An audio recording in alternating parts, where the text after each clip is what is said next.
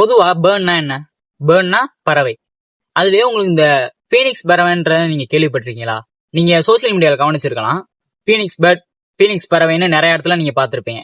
ஆனா அதோட தெளிவான விளக்கம் என்ன உங்களுக்கு தெரியுமா? பொதுவா அந்த பீனிக்ஸ் பறவை உடல் முழுக்க தீப்பிழம்போட ஒரு ராட்சஸ் கழுவோட உருவத்தை கொண்ட ஒரு பறவை. பீனிக்ஸ் பறவையோட உருவம் யாரால கொடுக்கப்பட்டுச்சுன்னா 19th செஞ்சுரியை சேர்ந்த எகிப்துல வாழ்ந்த எரோடோட்டஸ் என்ற ஆர்டிஸ்டால கொடுக்கப்பட்ட உருவம் தான் இந்த பீனிக்ஸோட உருவம். இதுவே இந்த பீனிக்ஸ் பறவையை பத்தி ஹிந்து மித்தாலஜில எப்படி எழுதப்பட்டிருக்குன்னா, பழங்காலத்துல விஷ்ணு கடவுள் சூரியனுக்கு போறதுக்காக இந்த பறவையை பயன்படுத்தினதா பழங்கால ஹிந்தி மித்தாலஜில எழுதப்பட்டிருக்கு. சைனீஸ் மித்தாலஜில எப்படி எழுதப்பட்டிருக்குன்னா, பீனிக்ஸ் அப்படின்ற பறவை சூரியன் நோக்கி தொடர்ந்து பறக்கக்கூடிய பறவையாவும், சூரியனோட அனல எரிஞ்சா கூட அந்த சாம்பல்ல இருந்து திரும்பி மறுபிறவி எடுத்து பறக்கக்கூடிய பறவையாவும் சைனீஸ் மித்தாலஜில எழுதப்பட்டிருக்கு.